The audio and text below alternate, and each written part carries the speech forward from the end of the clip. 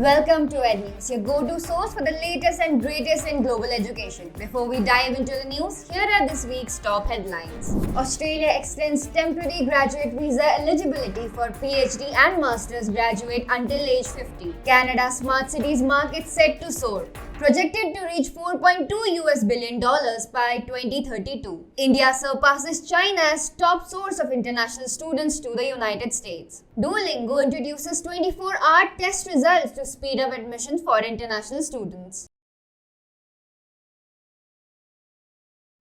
In a major development, the Department of Home Affairs confirms that Masters by Research and PhD graduates will remain eligible for the temporary graduate visas if they are under 50 years of age.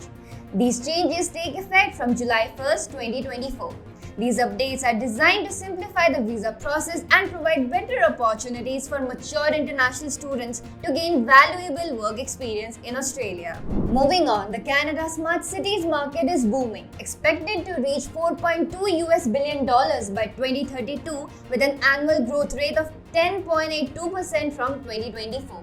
Powered by tech advancements and urban growth, Canadian cities are getting smarter, focusing on better infrastructure and services. Plus, with government support and initiatives like Smart City Challenge, there are big opportunities for innovation and growth. Talking about growth, let us move on to our next news. India surpasses China as the top source country in 2023, sending 27% more students compared to 2022.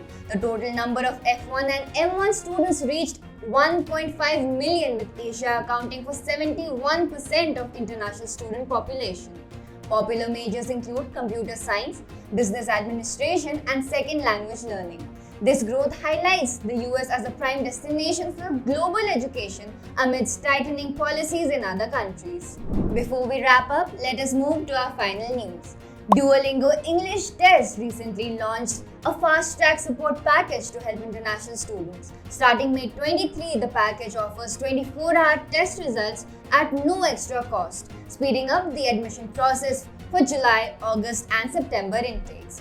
Institutes can use a unique coupon code to cut processing time from 48 to 24 hours. This initiative ensures students avoid delays in booking test slots and waiting for results. Now with that, we wrap up this week's edition of EdNews by Canon. Remember to like, comment, share and subscribe for the latest in education news. Join us every Friday for more essential updates. See you next week.